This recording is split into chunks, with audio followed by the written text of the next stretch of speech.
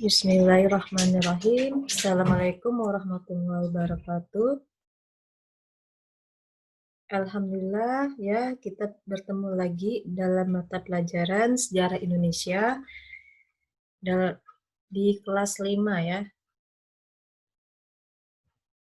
Semoga kelas 5 ini ya kamu bisa mengikuti ya, teman-teman yang belum masuk online diberitahu ya, dicolek. Nah, dicolek temannya agar tidak ketinggalan.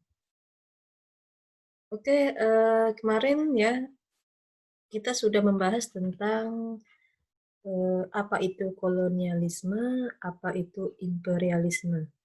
Nah, adapun negara-negara yang pernah menjajah bangsa Indonesia itu diantaranya adalah bangsa Portugis ya, kemudian bangsa Spanyol, kemudian Belanda, Inggris, dan Jepang ya.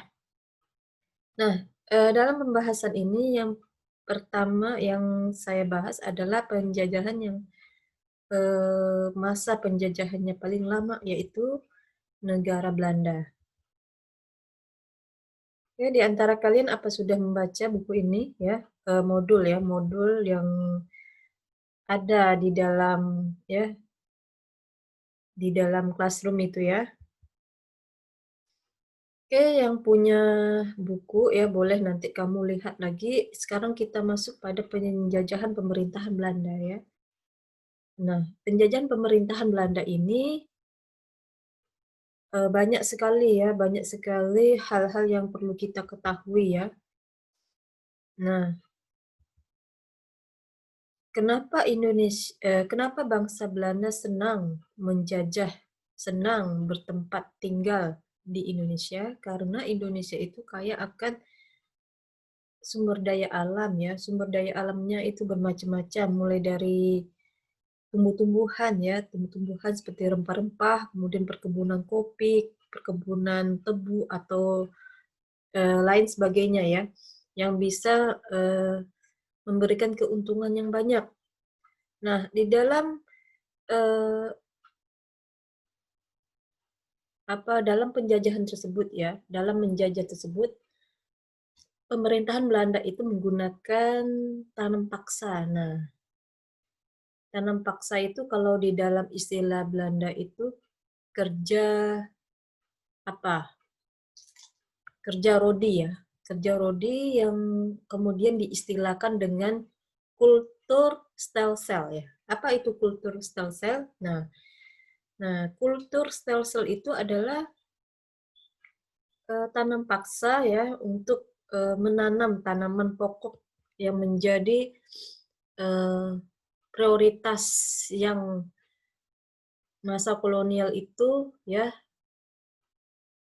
tanamkan ya pada tanah Indonesia, misalnya apa? Kopi, karet ya. Nah, kemudian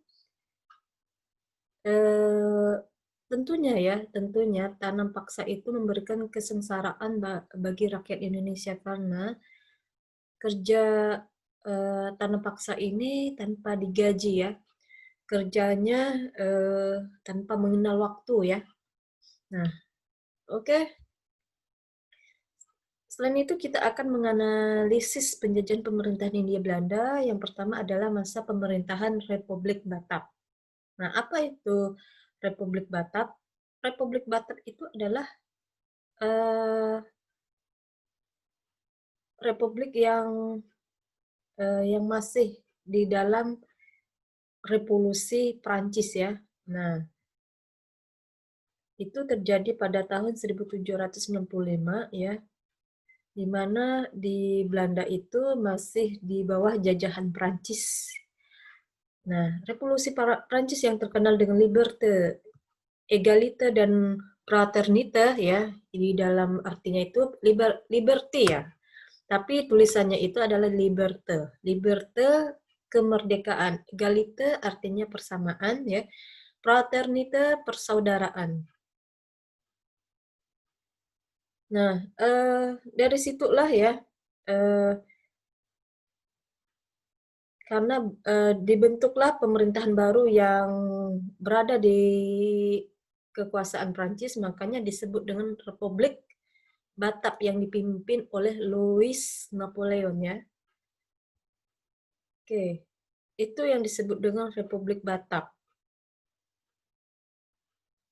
Jadi, Belanda dikuasai oleh Prancis, kemudian dibentuklah pemerintahan baru sebagai bagian dari Prancis. Nah, itu jadi itu yang harus kamu garis bawahi yang disebut dengan Republik Batak. Nah, Republik Batak ini ingin meminta yang kepada Belanda itu wilayah kekuasaannya ya. Ternyata wilayah kekuasaannya itu tidak diberikan kepada Prancis, tetapi malah diberikan kepada Inggris. Makanya Inggris bergerak cepat, lebih cepat ya, bergerak cepat bertindak kepada bangsa Belanda ya. Jadi Inggris ini memperkuat armadanya untuk melakukan blokade terhadap Batavia. Makanya disebut dengan Republik Batak.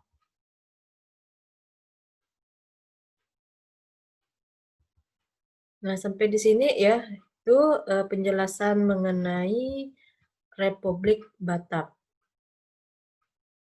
Masa pemerintahan Republik Batak. Oke, kita lanjut lagi adalah di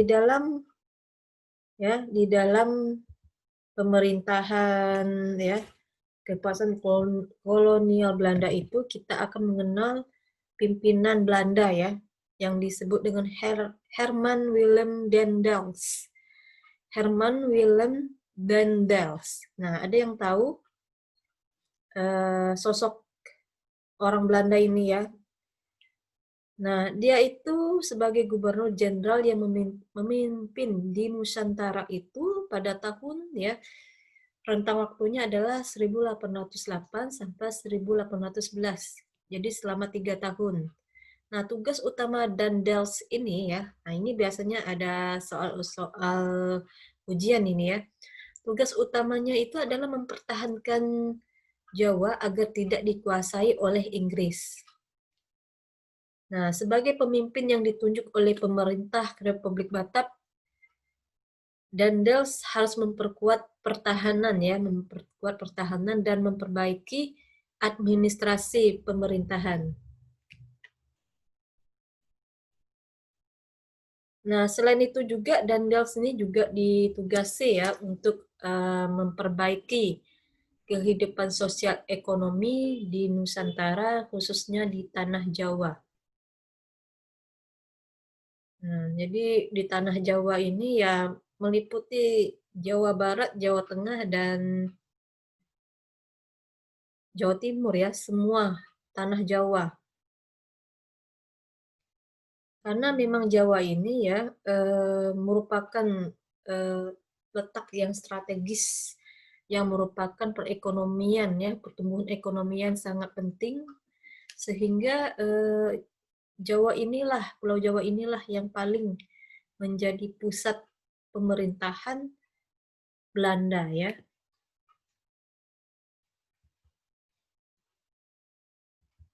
Oke, itu Daendels ya, William Daendels.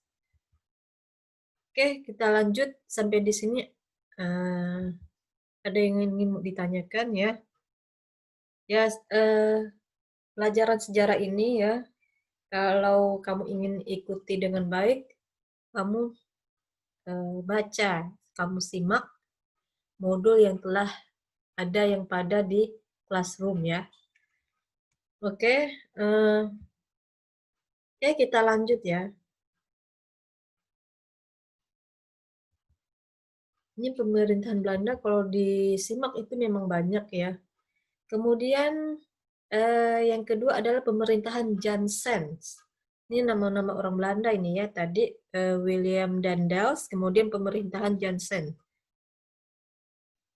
Nah, kemudian Daendels ini dipanggil pulang ke negerinya yang digantikan oleh pemerintahan Willem Jansen. Nah, Jansen ini ya ditugaskan untuk memperbaiki keadaannya yang telah ditinggalkan oleh Daendels.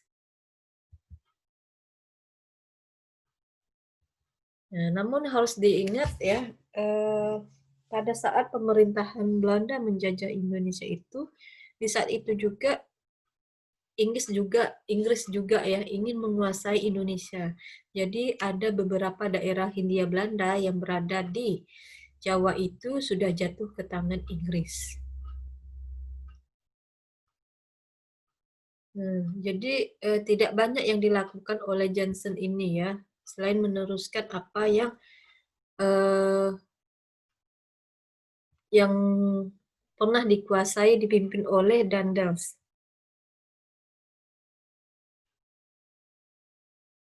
Nah, Johnson ini pernah melakukan perjanjian ya perjanjian kepada Inggris.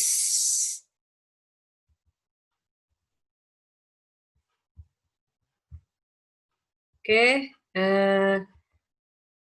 itu perjanjiannya itu mengenai daerah kekuasaan ya, daerah kekuasaan yang banyak jatuh ke Inggris ya. Nah, Johnson ini banyak mengalami kekalahan ya, sehingga banyak daerah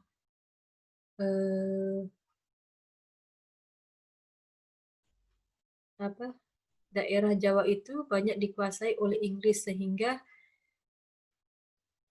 adanya perjanjian kapitulasi Tuntang yang ditandatangani ya oleh pihak Inggris maupun Belanda. Jadi pihak pemenangnya itu adalah Belanda. Oke, lanjut ya. Itu tadi sudah berakhirnya masa pemerintahan Belanda ya terhadap tanah Jawa, kemudian dipimpin oleh pemerintahan Inggris ya. Perkembangan, kita akan membahas tentang perkembangan kolonialisme Inggris di Indonesia. Nah, ada yang tahu ya, Inggris itu menjajah Indonesia itu berapa tahun? Ya, ada yang mengatakan 3,5 tahun ya. Kalau Inggris menjajah Indonesia. Jadi lebih lamanya itu adalah Belanda ya. Nah, sama saja ya, Inggris ini juga melakukan suatu jajahan ya. Nah, pada tanggal 18 September 1811 ini ya, tanggal dimulainya kekuasaan Inggris di Hindia yang dipimpin oleh Gubernur Jenderal Lord Minto. Nah, secara resmi mengangkat Thomas Stamford Raffles. Nah, Raffles ini adalah nama yang diabadikan dalam penamaan bunga Rafflesia ya, karena dia adalah penemu ya, penemu bunga Rafflesia. Nah, dalam rangka menjalankan pemerintahannya, Raffles berpegang pada 3 prinsip ya. Prinsip pertama itu segala bentuk kerja rodi ya, dan penyerahan wajib dihapus ya. Kemudian diganti penanaman bebas oleh rakyat. Nah, jadi Raffles ini ya termasuk orang tokoh pemerintahan Inggris yang tidak setuju ya dengan adanya kerja rodi yang dilakukan oleh bangsa Belanda. Nah, kemudian peranan para bupati ya. Kemudian prinsip yang keduanya itu peranan para bupati sebagai pemungut pajak dihapuskan ya. Nah, kemudian para bupati itu dimasukkan sebagai bagian pemerintah kolonial. Jadi tidak adanya pungutan pajak ya. Nah, ini termasuk bagus juga ya, walaupun dia menjajah, Tapi ada hal-hal positif yang dipimpin oleh Thomas Raffles ini ya. Nah, kemudian ketiga, bahwa tanah itu milik pemerintah ya, maka rakyat penggarap dianggap sebagai penyewa. Berangkat dari 3 prinsip itu ya, dianggap Raffles itu juga berjasa ya dalam pemerintahan masa Inggris pada saat itu ya. Oke. Kemudian kita akan membahas dari kebijakan Raffles ya di bidang pemerintahan. Nah, di dalam masa pemerintahan ya seperti biasa dia didampingi oleh beberapa penasihat. Nah, di dalam daerah Jawa itu ya dia membagi 16 keresidenan. Jadi Pulau Jawa itu ya dibagi 16 keresidenan dalam arti dibagi beberapa wilayah yang dipimpin oleh kepala daerah ya misalnya itu. Nah, strategi ini ya sebenarnya sebagai upaya untuk mempercepat penguasaan Pulau Jawa ya sebagai basis kekuatan untuk menguasai Kepulauan Nusantara.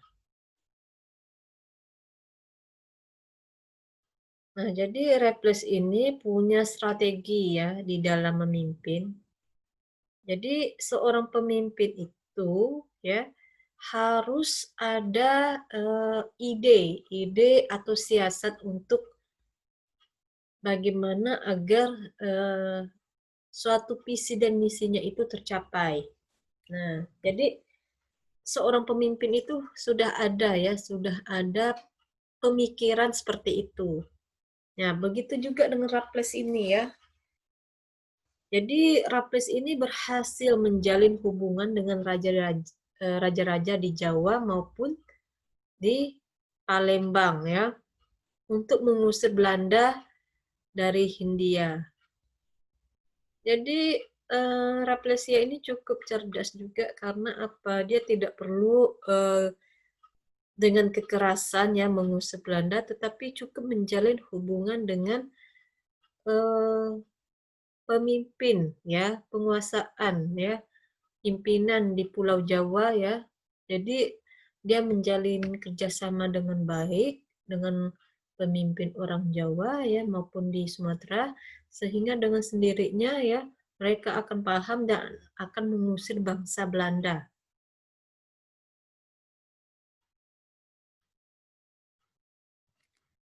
Oke,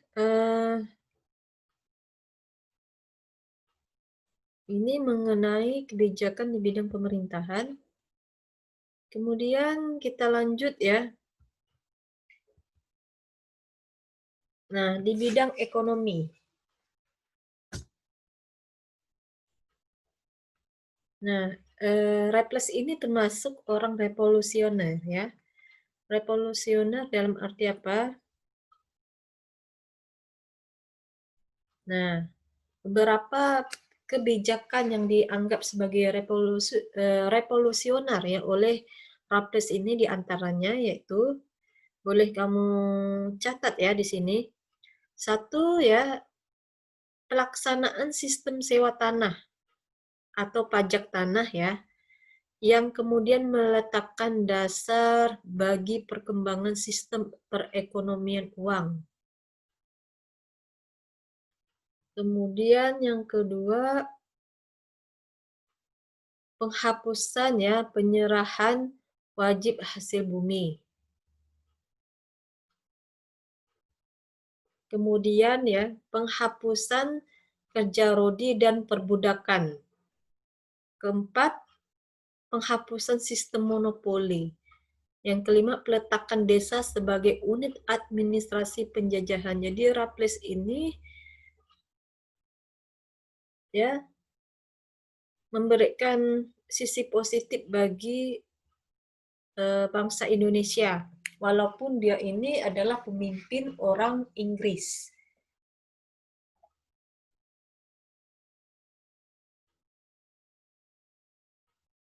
Oke, ini sudah bagus ya, dari kebijakan yang dilakukan ya, kebijakan baik di bidang pemerintahan maupun, ekonomi ya, cukup revolusioner ya. Oke, sampai di sini ya, ada yang belum jelas, bisa diikuti ya.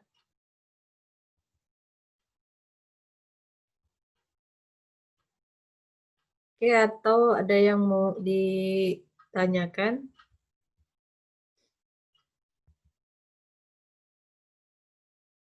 Oke, kita lanjut. Nah, eh, oke, di dalam penjajahan itu ya,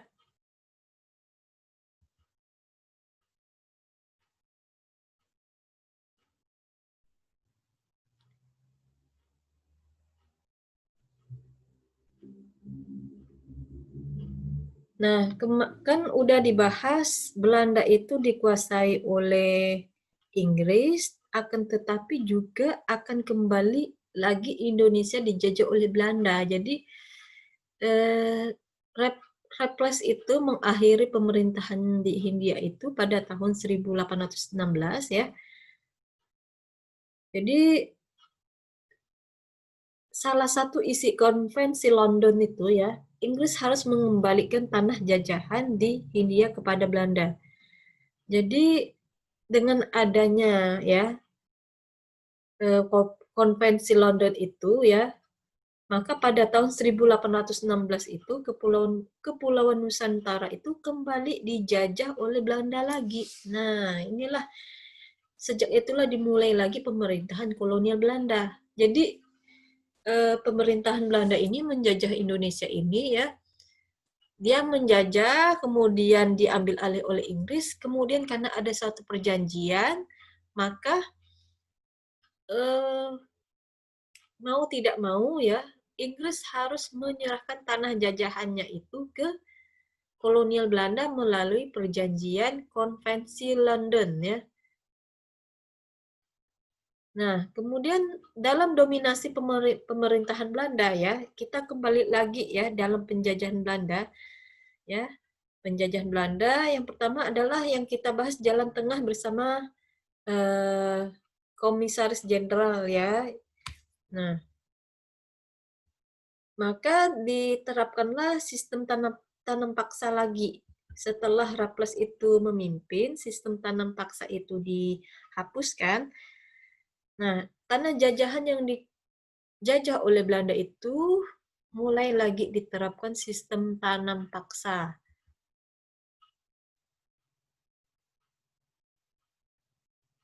Nah, sistem tanam paksa ini merupakan salah satu cara bagaimana untuk mengatasi problem ekonomi yang dihadapi oleh Belanda. Nah, caranya yaitu sistem tanam paksa. Sistem tanam paksa ini ditanamkan oleh pemimpin Belanda yang namanya Van den Bosch ya. Van den Bosch ini adalah daerah jajahan itu fungsinya sebagai tempat mengambil keuntungan bagi negara induk ya. Jadi cara untuk mengambil keuntungan dalam perekonomian itu harus dengan kerja rodi, kerja yang dilakukan oleh rakyat Indonesia tanpa gaji, sehingga mereka bisa mengontrol pengeluaran yang ada di negeri Belanda. Jadi bisa dikatakan ya bahwa Jawa ini bisa dimanfaatkan sebagai sapi perahan ya. Konsep Pandenbos ini kemudian dikenal dengan kultur stem cell yang barusan saya tadi sebutkan, yaitu tanam paksa ya. Nah, dengan cara ini diharapkan perekonomian Belanda dapat dengan cepat secara pulih kembali lagi menjadi stabil ya.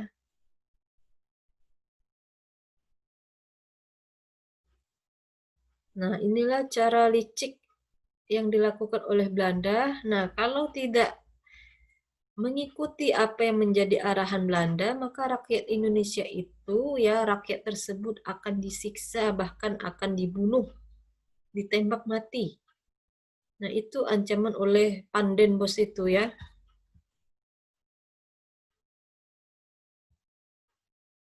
Nah, itu jahatnya ya, menzalimi rakyat Indonesia. Benar-benar menjajah ini.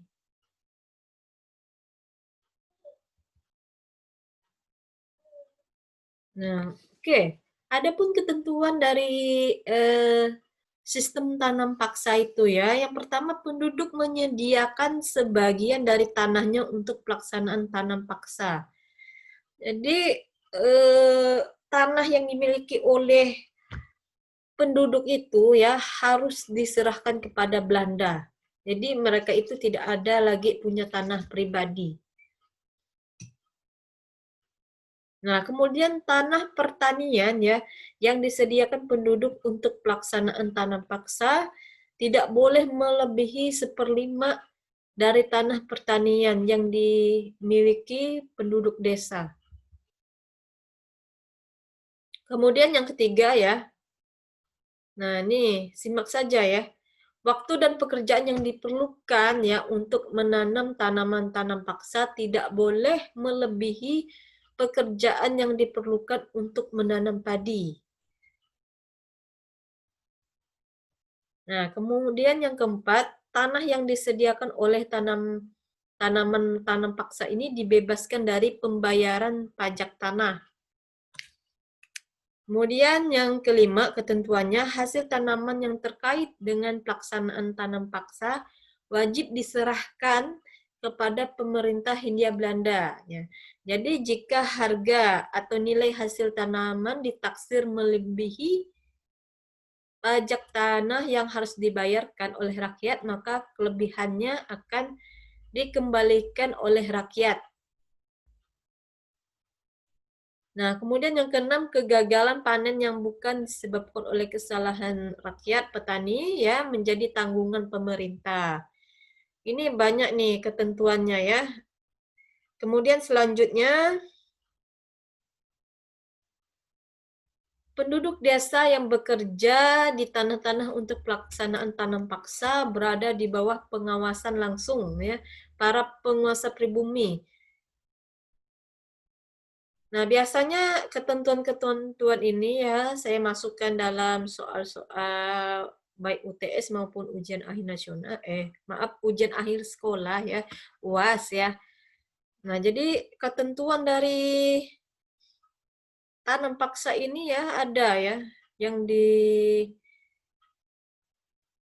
disahkan dalam lembaran Stadsblad dalam istilah bahasa Belanda.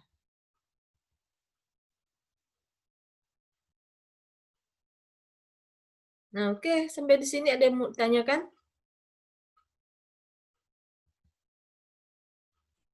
Ya, cukup banyak ini ya pembahasan tentang penjajahan Belanda ya, karena Inggris ini menjajah Indonesia hanya sebentar, 3 tahun setengah. Oleh karena suatu perjanjian, maka keberuntungan itu berpihak pada Belanda lagi menjajah Indonesia. Nah, benar-benar digunakan oleh pihak Belanda ya, sehingga memang Indonesia ini sebagai sapinya perah ya, dimanfaatkan oleh pihak Belanda. Nah, itulah ya. Kalau selain itu teknologi mereka juga canggih, mereka punya alat yang namanya untuk bisa menembak gitu ya, senjata gitu. Kalau misalnya ada yang melawan.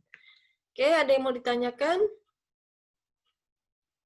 Kalau tidak ya kita tutup dulu dalam pembahasan di kelas 5 ini tentang pemerintahan Belanda di Indonesia. Ya, marilah kita membaca hamdalah. Assalamualaikum warahmatullahi wabarakatuh.